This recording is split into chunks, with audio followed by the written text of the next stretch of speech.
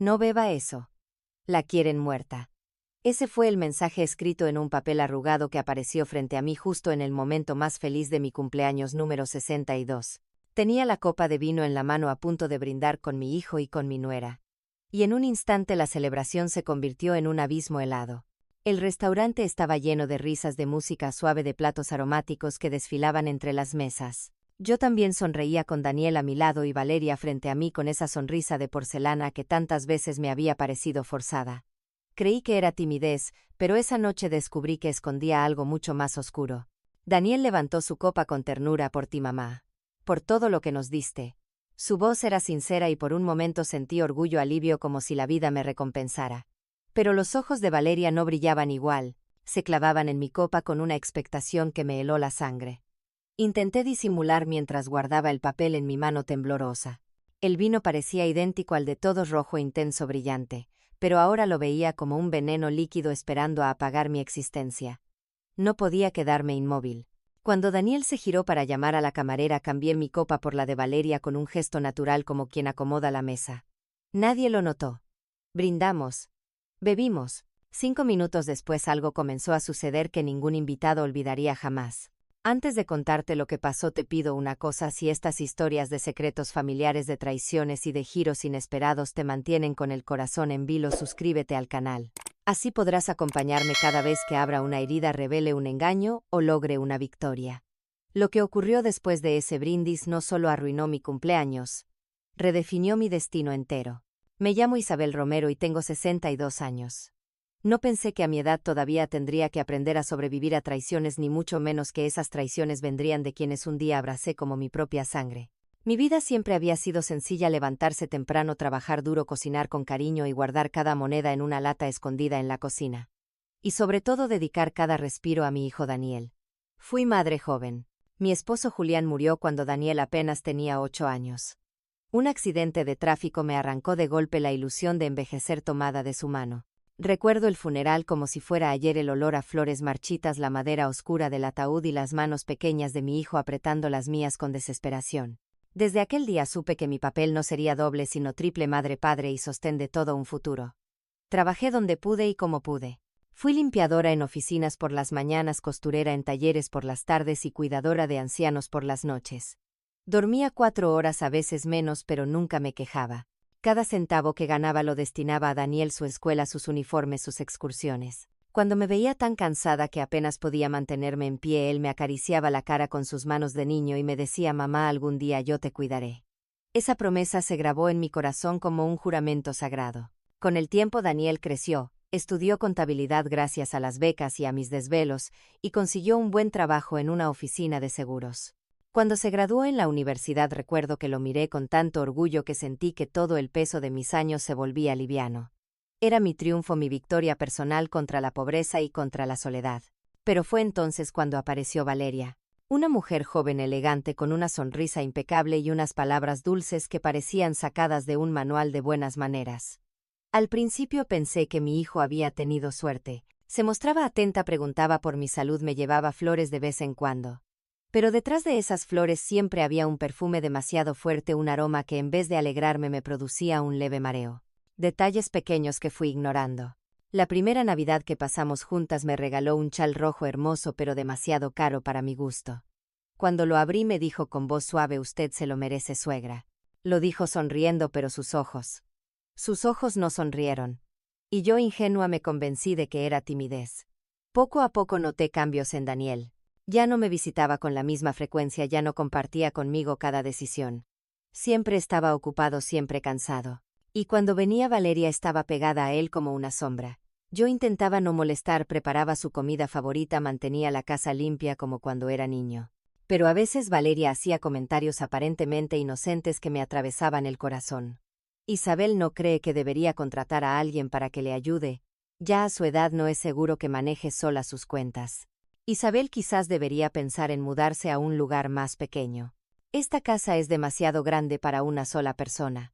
Siempre con una sonrisa, siempre con ese tono meloso que la hacía sonar preocupada, pero que en realidad escondía un filo invisible. Aún así traté de quererla. Porque si mi hijo la había elegido, debía haber algo bueno en ella.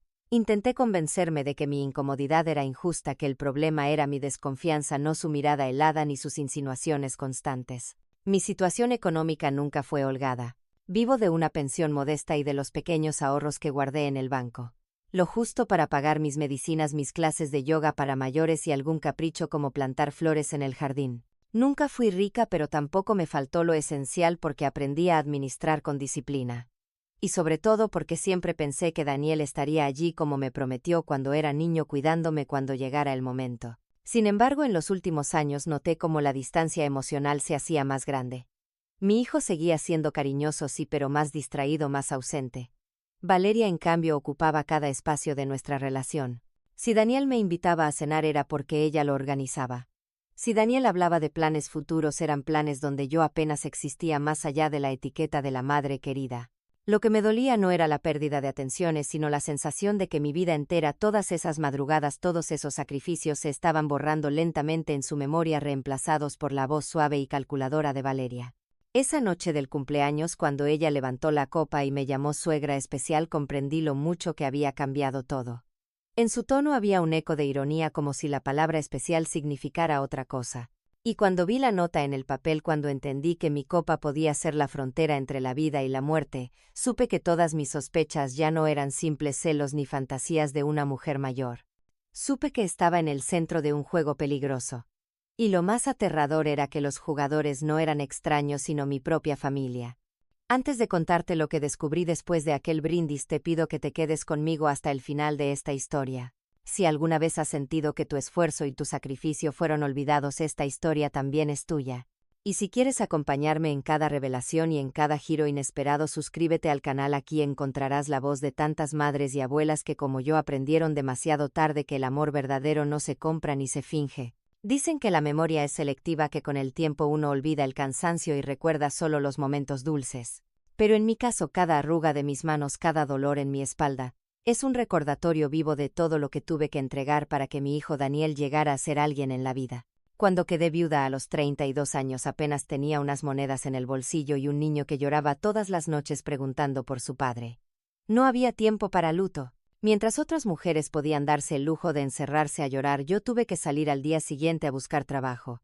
Y lo encontré donde fuera, limpiando casas de madrugada, cosiendo en talleres donde el aire estaba tan cargado de polvo que volvía la garganta ceniza, cuidando a ancianos en hospitales donde la soledad se respiraba como un humo constante. Dormía en transportes públicos, cabeceando entre paradas con la bolsa del mandado sobre las rodillas y las manos ásperas de tanto detergente barato. Pero cada billete que ganaba lo veía transformarse en los zapatos escolares de Daniel, en sus libros de matemáticas, en los uniformes que tanto me enorgullecía planchar.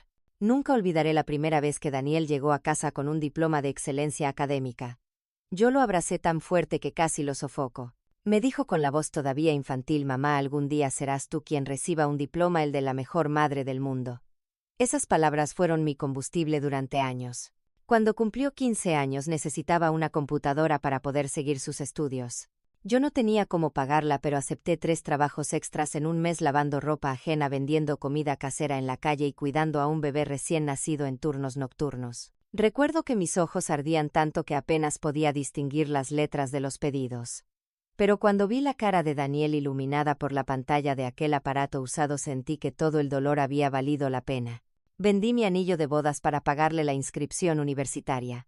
No era solo un pedazo de oro, era el recuerdo de Julián, de mi juventud, de los días felices antes del accidente. Pero lo cambié por billetes arrugados porque sabía que con eso Daniel podría entrar a la Universidad de Contabilidad. Guardé silencio cuando el joyero me ofreció una miseria por el anillo. Me limité a asentir con un nudo en la garganta, porque lo que realmente estaba comprando con ese sacrificio era el futuro de mi hijo. Cada verano, mientras otros iban a la playa, yo trabajaba horas extras. Con el sudor que me caía por la frente, financié el curso de inglés que Daniel necesitaba para tener mejores oportunidades. Había noches en que me quedaba en vela repasando cuentas, haciendo malabares con los gastos para que nada le faltara. Un vestido nuevo para mí nunca estuvo en la lista, pero para él siempre había algo más: un libro, un viaje escolar, un par de zapatos deportivos. Me gustaba cocinarle. Hacía milagros con arroz, lentejas y un poco de pollo. Y aunque muchas veces yo me quedaba con el plato más pequeño, me sentía satisfecha al verlo comer con ganas, crecer fuerte. Yo decía que la comida de madre tiene un ingrediente secreto: el hambre de ella misma. Recuerdo con especial claridad una tarde en que Daniel se enfermó de gripe fuerte. Yo tenía fiebre también, pero no me importó. Caminé bajo la lluvia para comprarle las medicinas y luego me quedé despierta vigilando su respiración. Me sentía tan agotada que mis huesos dolían, pero cuando lo vi sonreír al amanecer supe que había valido la pena. A lo largo de los años, las cifras de mi sacrificio se acumularon como ladrillos invisibles, más de 20 años limpiando casas ajenas. Cientos de noches sin dormir completas. Miles de pesos gastados en educación, transporte, materiales. Una salud que se fue deteriorando, rodillas doloridas, manos agrietadas. Y sin embargo nunca me sentí pobre, porque cada esfuerzo tenía un propósito. Mi hijo. Si hoy me preguntas qué me dolió más, no fue el cansancio ni la miseria, sino las veces que él me dijo: mamá, no te preocupes, yo me encargaré de todo cuando seas mayor. Yo me lo creí. Cada palabra la guardé como si fuera un tesoro. Por eso cuando años después vi cómo esas promesas empezaban a desvanecerse bajo la influencia de Valeria, sentí que el suelo se abría bajo mis pies. Todo lo que había entregado, ¿para qué? Para que una sonrisa falsa me borrara de su vida. Cuando Daniel se convirtió en adulto joven, yo seguía tratándolo como a mi pequeño. Guardaba en una caja de zapatos cada boletín de calificaciones, cada fotografía escolar, cada dibujo infantil. Para mí esa caja era más valiosa que cualquier tesoro. Representaba las razones por las que nunca me rendí. Hubo un momento decisivo cuando cumplió 22 años. Tenía que presentar su examen final en la universidad, y me confesó que no tenía dinero suficiente para los materiales de un proyecto. Yo ya no tenía nada que vender. Salvo mi casa de la playa, un terreno heredado de mis padres que visitábamos solo una vez al año. Allí guardaba recuerdos de infancia, veranos con Julián, risas en familia. Lo vendí sin pestañear. Con ese dinero pagué lo que faltaba y aseguré que Daniel se graduara sin deudas. El día de su graduación lo miré subir al escenario con toga y birrete y sentí que la venta de ese terreno había valido más que cualquier playa soleada. Aplaudí con tanto fervor que mis manos se enrojecieron y entre lágrimas le grité: «Ese es mi hijo». En la fiesta posterior Daniel me abrazó fuerte y dijo: «Mamá, algún día tendrás todo lo que mereces». Esas palabras fueron mi refugio durante años, mi anestesia contra el cansancio acumulado. Cuando Daniel conoció a Valeria, ya trabajaba en una oficina importante. Yo me sentía orgullosa, aunque mi cuerpo comenzaba a cobrar factura. Las rodillas se me inflamaban, la vista me fallaba por tantas horas cosiendo con luz artificial, y el corazón me palpitaba con sobresaltos que no quería reconocer como señales de alarma. Aún así, nunca dejé de estar disponible. Valeria se presentó como una joven dulce con modales perfectos. La primera vez que vino a casa trajo un pastel. Me abrazó y dijo: «Isabel ahora tiene 2 hijos que la cuidarán». Casi me hizo llorar. Creí en sus palabras, en su promesa. No imaginaba que detrás de esa voz suave había un cálculo frío, un plan que me reduciría a un estorbo. Los años siguientes seguí ayudando económicamente. Cuando ellos quisieron mudarse a un apartamento más grande, aporté parte de mis ahorros como regalo de bodas adelantado. No me pesó porque siempre creí que la familia debía compartirlo todo. También presté dinero para el auto de Daniel, que terminó siendo usado principalmente por Valeria. Nunca lo reclamé. Para mí el amor no se mide en cuentas bancarias. Pero en silencio me fui desgastando. Mis manos temblaban al coser, mis ojos ardían por la fatiga. A veces me miraba en el espejo y no reconocía a la mujer que había sacrificado 4 décadas de su vida. Me consolaba diciéndome que algún día Daniel cumpliría su promesa de cuidarme. Lo que nunca imaginé fue que el peligro vendría precisamente de esa promesa torcida. Que la mujer que un día me dijo que sería como una hija sería la misma que llenaría mi copa de veneno. Hoy, al mirar hacia atrás, veo todos esos sacrificios como piedras que construyeron una montaña. Una montaña que cargué sobre mis hombros sin quejarme, convencida de que al llegar a la cima me esperaría el descanso. Pero en lugar de descanso me encontré con un precipicio. Y allí estaba Valeria sonriendo, empujándome suavemente hacia el borde. Lo que nunca calculó fue que aún me quedaban fuerzas nacidas de cada noche sin dormir, de cada lágrima contenida, de cada peso ahorrado. Esa fuerza sería la que me impediría caer, la que me permitiría mirar a los ojos a la traición y decir: «Hasta aquí». Porque aunque me quisieron pintar como una mujer débil, la verdad es que cada sacrificio me convirtió en una guerrera. Y muy pronto esa guerrera tendría que enfrentar la batalla más dura de su vida. Al principio fueron solo comentarios pequeños, casi invisibles, como hilos finos que parecían inofensivos. Pero con el tiempo entendí que esos hilos eran los primeros nudos de una red destinada a atraparme. Valeria empezó con frases dichas entre sonrisas, como si fueran consejos cariñosos. Una tarde, mientras me miraba doblar la ropa recién lavada, comentó: «Isabel, ¿No cree que debería dejar de usar esos vestidos tan pasados de moda? A su edad es mejor algo más discreto. Lo dijo como si me estuviera cuidando, pero sus ojos brillaban con un destello burlón. Yo sonreí nerviosa escondiendo la incomodidad. En mi interior sentí una punzada de vergüenza. Empecé a preguntarme si realmente me veía ridícula, si la vejez ya había borrado cualquier rastro de elegancia en mí. Días después otra frase cayó como un cuchillo envuelto en terciopelo: Isabel, me preocupa que maneje sola sus cuentas del banco. A veces las personas mayores se confunden con tantos números. ¿No sería mejor que Daniel la ayudara? Me quedé paralizada. Nunca nadie había cuestionado mi capacidad para administrar el dinero. Toda la vida había llevado cuentas perfectas, pagué hipotecas, financié estudios, mantuve un hogar con un presupuesto mínimo. Sin embargo, Valeria lograba que su comentario sonara razonable. Daniel, distraído, asintió sin darle importancia, y yo me tragué la indignación. Las bromas continuaron. Si me olvidaba de cerrar una ventana, Valeria lo señalaba con un gesto exagerado. Si mezclaba un condimento en la cocina, ella suspiraba y decía: «Ay, suegra, ya no tiene la memoria de antes, ¿verdad?». Lo peor era que lo decía frente a Daniel, sembrando poco a poco la semilla de la duda. Vi cómo él empezaba a observarme de otra manera, con una mezcla de preocupación y condescendencia. Mi propio hijo, aquel niño que un día me prometió cuidarme, siempre comenzaba a creer en las insinuaciones de su esposa. Una noche durante la cena, Valeria dejó caer un comentario aparentemente inocente. «Daniel, ¿no crees que deberíamos empezar a investigar buenas residencias para personas mayores? No digo ahora, claro, pero en el futuro. Es mejor estar preparados». El tenedor se me resbaló de las manos y golpeó el plato con un ruido metálico. Fingí que era un accidente, pero mi corazón latía con fuerza. Daniel la miró sorprendido y trató de cambiar de tema, pero yo supe en ese instante que Valeria ya estaba abriendo la puerta a algo mucho más oscuro. Mirando hacia atrás, comprendo que esos detalles fueron el inicio del derrumbe. Valeria no me atacó de frente. Prefirió el veneno lento de la duda, la insinuación disfrazada de preocupación. Cada palabra suya era una gota que caía sobre la piedra de mi dignidad, desgastándola poco a poco. Y lo más doloroso era que Daniel, mi hijo, comenzaba a escucharla. Después de las insinuaciones sobre mi edad y mi memoria, llegó lo inevitable: la invasión directa a mis finanzas. Al principio fue sutil, disfrazado de ayuda. Daniel me dijo una tarde mientras Valeria observaba desde el sofá con esa sonrisa complaciente: «Mamá, Valeria y yo pensamos que sería más seguro si yo tuviera acceso a tu cuenta. Por si acaso te pasa algo». Sentí un escalofrío. Yo siempre había manejado mi dinero con precisión quirúrgica. Nunca me faltó para pagar las cuentas ni para ayudar a mi hijo cuando lo necesitó. Ahora querían convencerme de que era incapaz. Me negué en un primer momento, pero Valeria intervino con su tono meloso: «No se preocupe, suegra. Solo sería un poder notarial limitado. Así usted descansa y nosotros nos aseguramos de que nada malo ocurra con sus ahorros.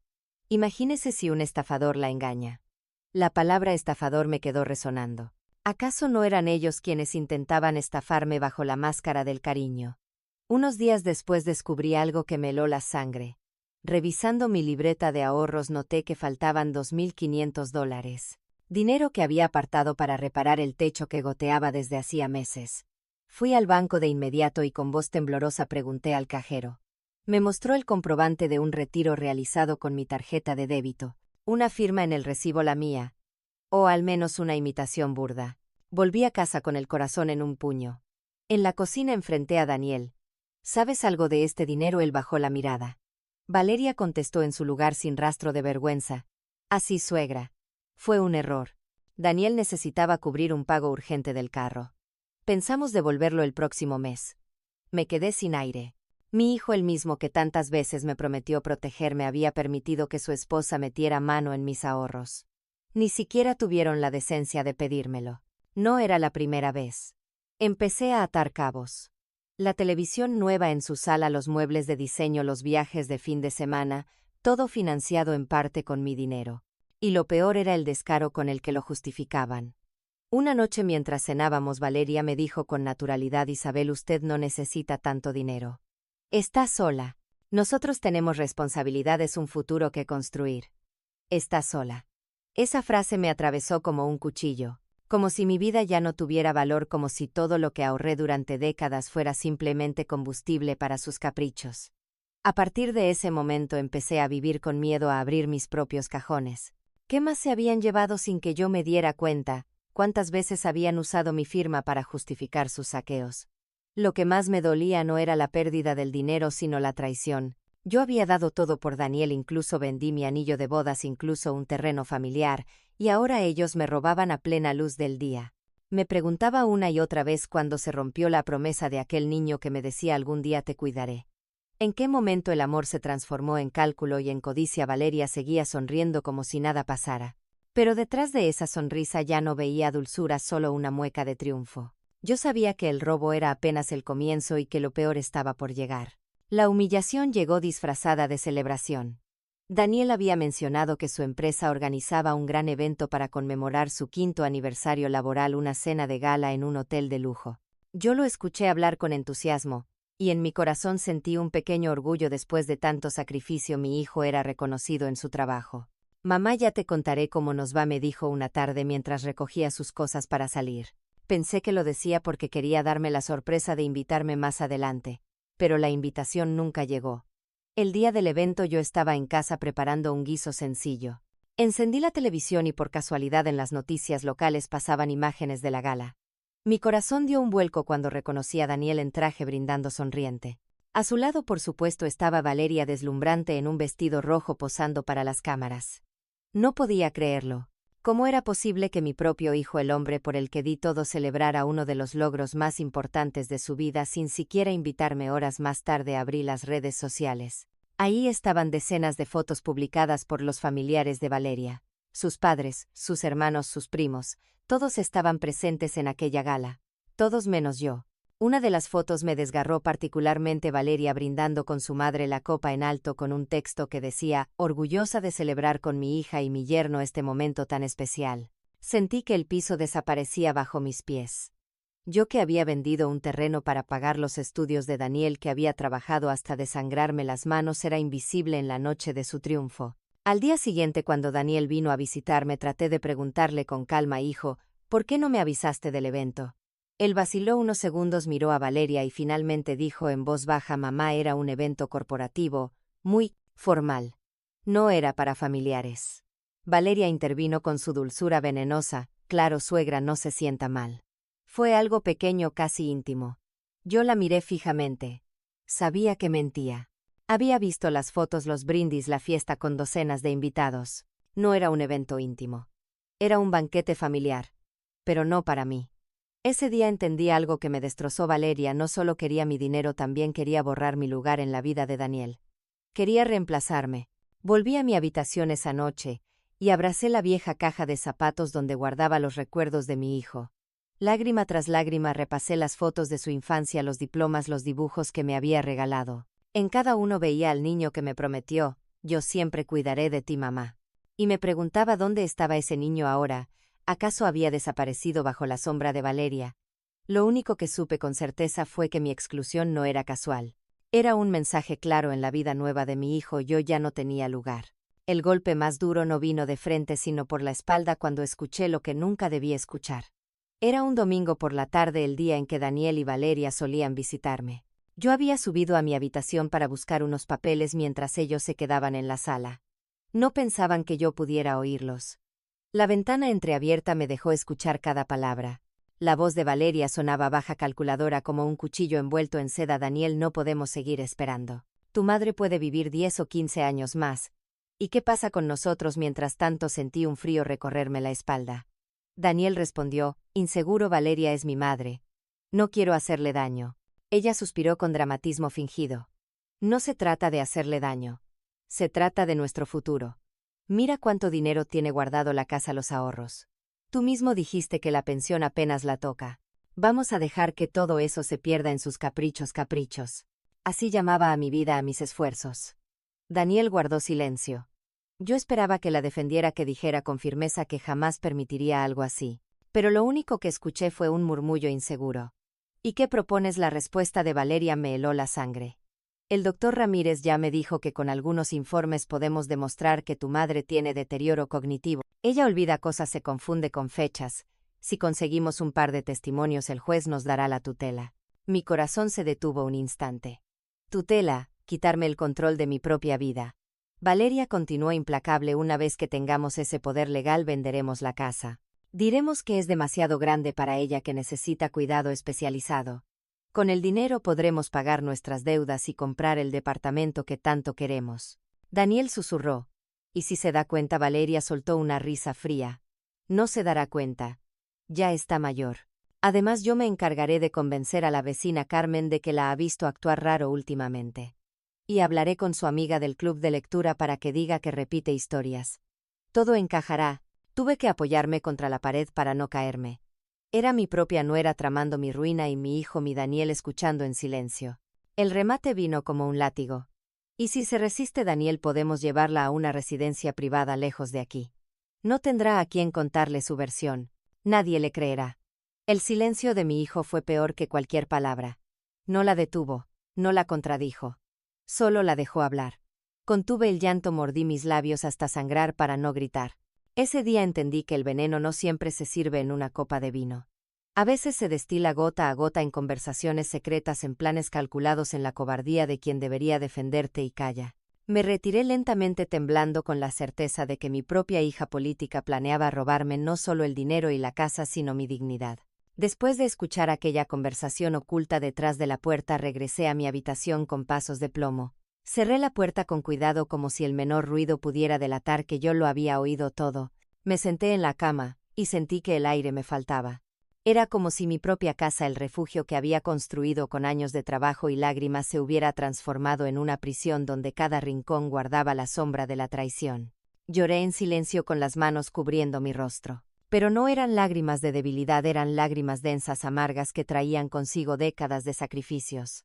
¿Cómo podía ser que todo lo que hice por Daniel terminara en esto? ¿Cómo podía permitir que Valeria me redujera a un estorbo, a una anciana que debía ser callada y controlada? La rabia me quemaba por dentro, pero no hice una escena. No salí a enfrentarlos en ese instante. No grité, no los acusé. ¿Por qué? Porque entendí que un estallido repentino solo me dejaría más vulnerable. Valeria era astuta, demasiado calculadora. Si sospechaba que yo conocía sus planes, aceleraría los pasos y quizá lograría atraparme antes de que yo encontrara una salida. Así que tragué mi dolor y guardé silencio. Bajé las escaleras más tarde con una sonrisa forzada, fingiendo que no había escuchado nada. Ellos estaban viendo la televisión, Valeria acomodada junto a Daniel como si fuera la reina de la sala. Me ofrecieron un poco de café. Lo acepté con las manos temblorosas, y mientras bebía mi mente gritaba: sé lo que planean, pero ustedes creen que sigo siendo la madre ingenua que confía ciegamente. Esa noche, ya sola en mi cama, repasé cada palabra que había escuchado. Tutela legal, residencia privada, vender la casa.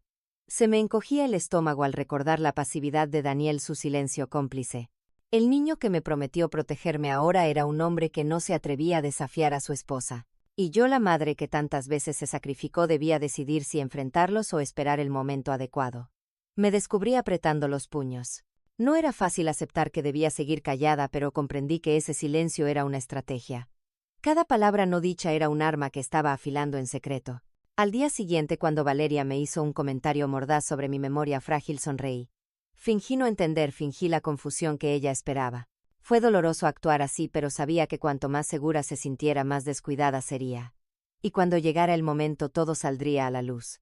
En esos días me moví como una sombra en mi propia casa. Guardaba mis emociones detrás de una máscara de calma. Preparaba café, limpiaba el comedor. Escuchaba sus conversaciones, asentía ante sus palabras dulces.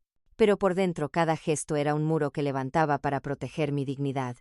El silencio no era sumisión. Era paciencia. Era el puente hacia el momento en que finalmente dejaría de callar. El silencio me había salvado de cometer una imprudencia, pero también me estaba consumiendo. No podía dormir. Cada vez que cerraba los ojos escuchaba la voz de Valeria hablando de residencias privadas y poderes notariales. Cada vez que veía a Daniel, su mirada evasiva me recordaba que la duda ya había echado raíces en su corazón. Un martes por la mañana, mientras ordenaba viejas carpetas en mi armario, encontré un sobre olvidado en el fondo de una caja de cartón. Era un sobre que llevaba el membrete de un bufete de abogados. Lo abrí con manos temblorosas. Dentro había una copia del testamento de Julián, mi difunto esposo. Recordaba haberlo guardado, pero nunca lo había releído. El documento establecía que todos nuestros bienes, la casa, los ahorros, incluso una pequeña parcela heredada, me pertenecían a mí hasta el último de mis días y solo después pasarían a Daniel. De repente todo encajó. Valeria lo sabía. Sabía que mientras yo estuviera viva y lúcida no tendría acceso a nada. Por eso necesitaba demostrar que yo estaba confundida, por eso insistía en la tutela legal. No era preocupación por mi bienestar. Era un plan para adelantar una herencia que no le correspondía. Guardé el sobre como quien guarda un arma cargada. Pero necesitaba más pruebas. Ese mismo día fui al banco, al mismo donde siempre había depositado mis ahorros. Pedí hablar con el gerente, el señor Castillo, un hombre mayor que me conocía desde hacía 20 años. Le expliqué mi preocupación en voz baja, casi avergonzada. Él me escuchó con paciencia y luego, revisando mi historial, frunció el ceño. Doña Isabel, aquí hay movimientos extraños. Retiraron dinero en efectivo en 3 ocasiones el mes pasado y no coinciden con su firma. Me mostró los comprobantes. Las firmas eran imitaciones torpes, pero lo bastante similares para engañar a alguien que no me conociera. Sentí un nudo en la garganta. ¿Puede darme copias de todo?, pregunté con voz firme. El gerente asintió. Al entregármelas me dijo algo que me estremeció: tenga cuidado, doña Isabel. Este tipo de situaciones suele terminar mal cuando hay familiares de por medio. Salí del banco con las pruebas en mi bolso y la sensación de que mi vida se había convertido en un campo de batalla invisible. Esa noche, mientras cenábamos juntos, Valeria me observaba como siempre con esa sonrisa perfecta. Yo fingí normalidad, pero en mi interior repetía: ya tengo un arma contra ti. El verdadero giro, sin embargo, vino unos días después. Una joven se me acercó en el supermercado. Era la misma camarera que me había deslizado el papel en el restaurante la noche de mi cumpleaños.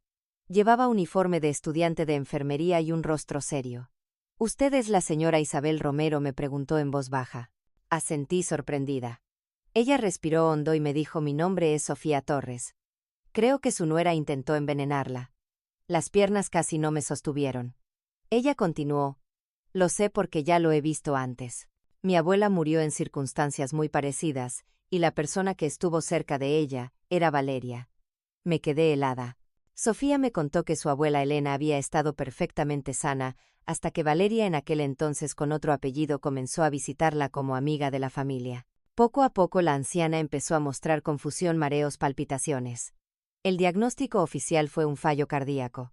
Pero Sofía siempre sospechó. Cuando la vi en el restaurante y noté cómo miraba su copa, supe que estaba a punto de repetir la historia, dijo con los ojos llenos de determinación. No podía quedarme callada otra vez. Sentí que mi piel se erizaba. No era solo mi intuición, alguien más confirmaba lo que yo temía. Le pedí a Sofía que me ayudara, y ella aceptó sin dudar. Me entregó copias de unos documentos que había encontrado, búsquedas en internet, recetas médicas, incluso nombres de medicamentos que Valeria solía llevar en su bolso. Eran pruebas que podían sostener mis sospechas. Esa noche, al llegar a casa, extendí todo sobre la mesa: el testamento de Julián, las copias de los retiros fraudulentos, los documentos que Sofía me había dado. Era como armar un rompecabezas macabro. Cada pieza mostraba a Valeria no como una nuera preocupada, sino como una depredadora calculadora que había encontrado en mí a su próxima víctima. Me temblaban las manos, pero no de miedo, de rabia. Todo lo que había soportado, las burlas, los comentarios hirientes, las exclusiones, ahora tenía un propósito. Ya no era solo humillación. Era la prueba de un crimen en curso. Por primera vez en mucho tiempo me sentí clara, lúcida, más viva que nunca. Ya no era la madre callada ni la mujer resignada. Era la guardiana de mi propia dignidad y tenía en mis manos la llave para destapar la verdad. Respiré hondo, guardé todos los papeles en una carpeta azul y me miré al espejo. Los ojos cansados que tantas veces vi reflejados ahora brillaban con una luz diferente: determinación. Valeria, susurré frente a mi reflejo, pensaste que me ibas a enterrar en silencio, pero olvidaste algo. Yo llevo toda una vida aprendiendo a resistir. Ese fue el inicio de mi contraataque. Y ya no había marcha atrás. Tener las pruebas en mis manos no me dio paz inmediata, sino un nuevo tipo de ansiedad. Sabía que Valeria era astuta, calculadora y capaz de cualquier cosa. Si me descubría investigando, podría dar un paso más peligroso.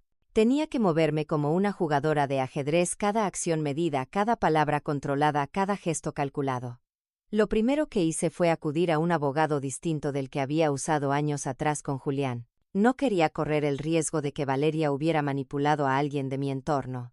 Recordaba a un hombre honesto que había conocido en el mercado hace tiempo, un tal licenciado Herrera, que ofrecía asesorías gratuitas para adultos mayores. Pedí una cita con él. Cuando llegué a su despacho sentí que me temblaban las rodillas. No era fácil para mí, una mujer que siempre había guardado los problemas dentro de las paredes de su casa, exponer mi intimidad. Pero lo hice. Le conté todos los retiros de dinero, la nota en el restaurante, las palabras que escuché tras la puerta, la confesión de Sofía sobre la muerte de su abuela. El licenciado me escuchó en silencio tomando apuntes con calma.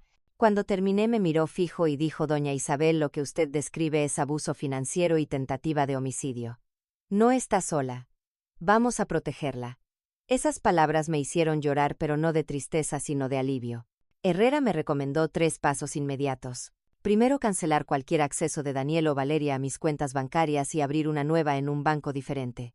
Segundo, registrar formalmente todas mis propiedades y blindarlas legalmente para que nadie pudiera venderlas en mi nombre. Tercero, documentar cada incidente, cada frase, cada gesto sospechoso. Salí de su oficina con un plan. Al día siguiente fui al banco nuevo. Abrí una cuenta secreta y transferí lo que quedaba de mis ahorros. Guardé la tarjeta y los documentos en un lugar que Valeria jamás sospecharía: una vieja caja de costura llena de botones en el armario del pasillo. Nadie salvo yo sabía cuánto significaba esa caja. Después hablé con un cerrajero de confianza para cambiar las cerraduras de mi casa. Pedí copias limitadas y no se las di a nadie. Fingí que había perdido las llaves para justificarlo por si Valeria o Daniel preguntaban. El tercer paso fue el más difícil: aprender a disimular. Cada vez que Valeria insinuaba que yo olvidaba algo, yo sonreía y asentía como si me creyera su mentira. Cada vez que Daniel me miraba con preocupación, yo bajaba la cabeza y jugaba el papel de la madre cansada. Era doloroso pero necesario. Entre más convencidos estuvieran de mi fragilidad, menos sospecharían de mis movimientos. Mientras tanto, Sofía se convirtió en mi aliada silenciosa. Ella me pasaba información sobre Valeria e incluso me mostró mensajes de foros médicos que había encontrado en su ordenador, donde buscaba combinaciones de medicamentos para envenenar sin dejar rastros evidentes. Guardamos todo en un USB que el licenciado Herrera tenía bajo custodia. En mi interior la lucha era feroz. Parte de mí quería confrontar a Daniel, gritarle en la cara todo lo que sabía, zarandearlo hasta que despertara de la influencia de su esposa. Pero otra parte entendía que si lo hacía antes de tiempo, él simplemente me vería como la mujer confundida que Valeria había descrito. El tiempo era mi mejor aliado. Para ganar fuerzas empecé a escribir un diario. Cada noche relataba lo que había pasado durante el día, lo que había escuchado, lo que había sentido. Ese cuaderno azul se convirtió en mi refugio. Allí no había máscaras. Allí estaba yo, Isabel, entera, lúcida, consciente de que estaba en guerra. También hice algo que nunca imaginé: me acerqué a la tecnología.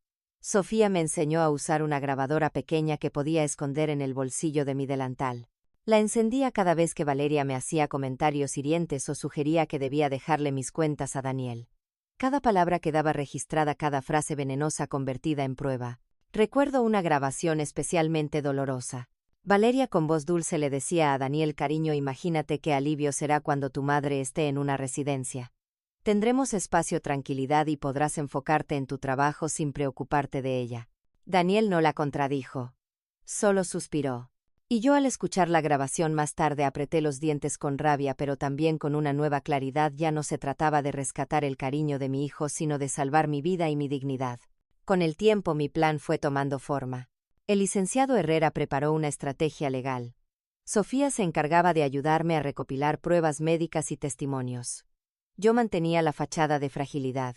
Era un triángulo secreto contra la sonrisa envenenada de Valeria. Había noches en que el miedo me desbordaba. Pensaba: ¿y si descubren mi carpeta azul? ¿Y si Daniel se pone completamente de su lado? ¿Y si no llego a tiempo? Pero entonces recordaba cada madrugada trabajando, cada sacrificio hecho para darle un futuro. Me repetía: no he llegado hasta aquí para rendirme ahora. Un sábado por la tarde, mientras regaba mis plantas, me miré en el reflejo de la ventana.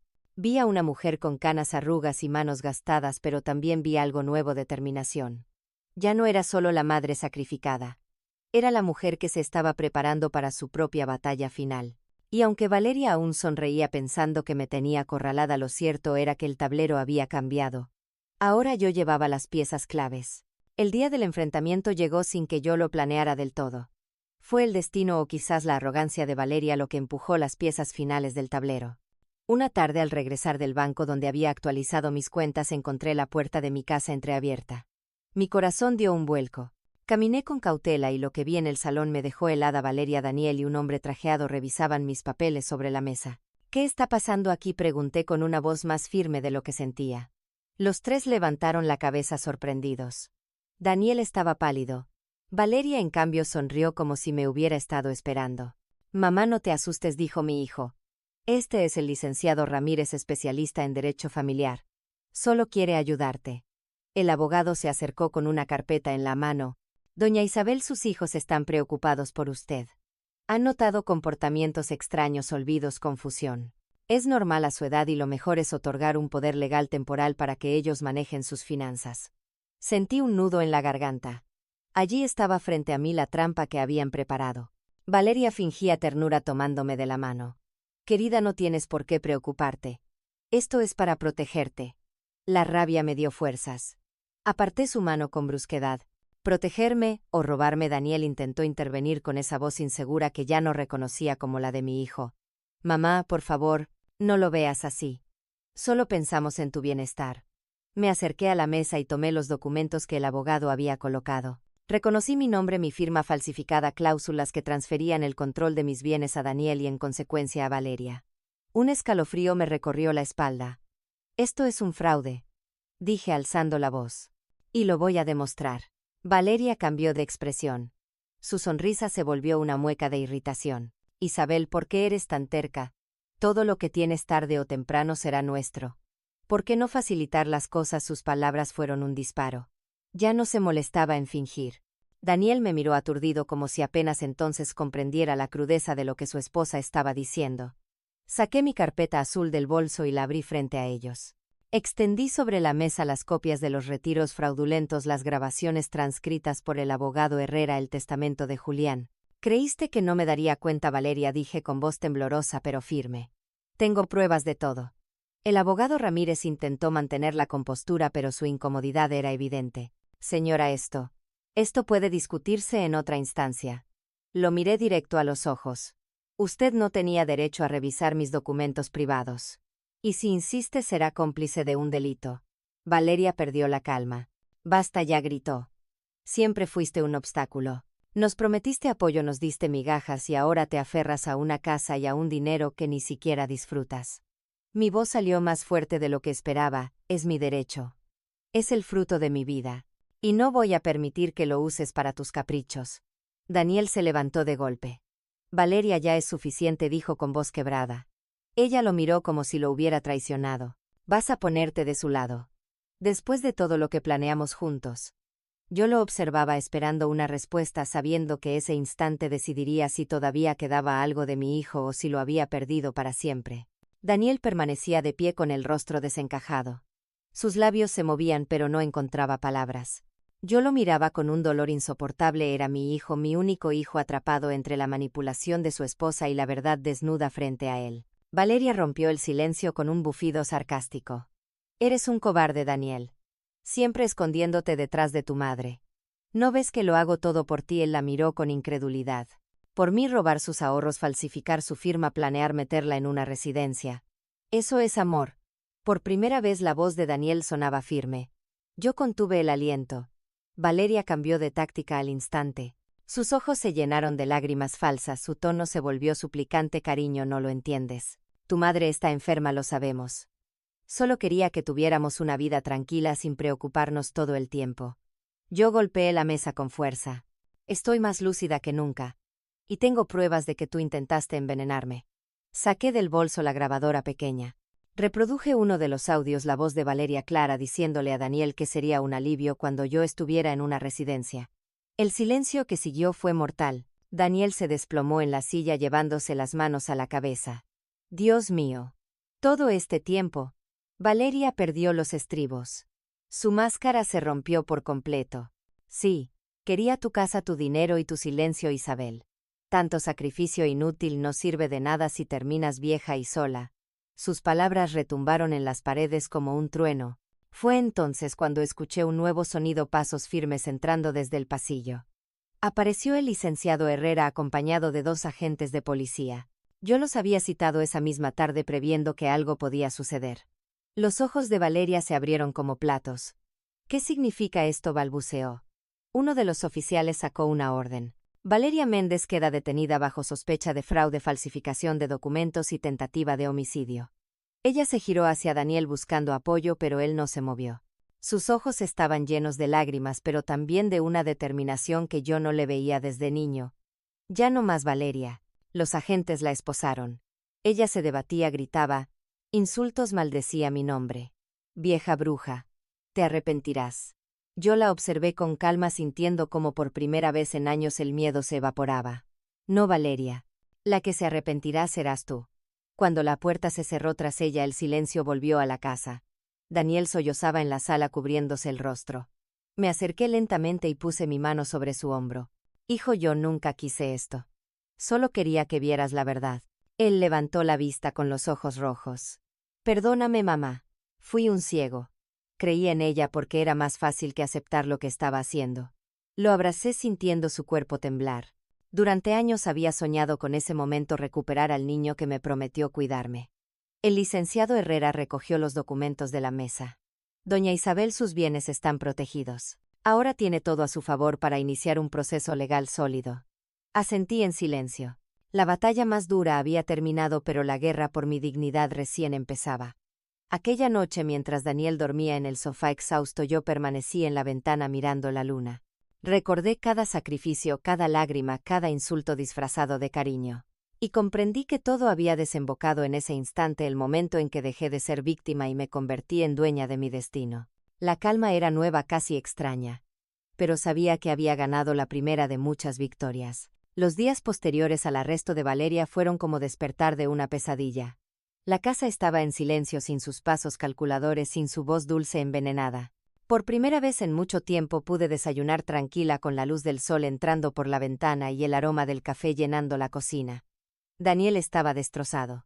Se culpaba una y otra vez por haber creído en su esposa, por no haberme defendido antes. Una noche, con lágrimas en los ojos, me dijo: mamá, no sé cómo reparar todo lo que te hice. Lo miré con ternura, aunque dentro de mí todavía dolía la herida. Hijo, no necesito que me repares, solo necesito que aprendas. Que entiendas que la confianza no es un regalo eterno, sino algo que se cuida cada día. Vi en sus ojos una mezcla de vergüenza y determinación.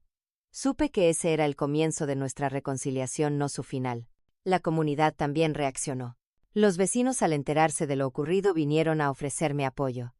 Muchos me contaron historias parecidas: abuelos manipulados por yernos, madres presionadas por nueras, padres engañados con documentos que nunca entendieron. Comprendí que mi caso no era único, sino apenas la punta de un iceberg doloroso. El abogado Herrera me felicitó por mi valentía.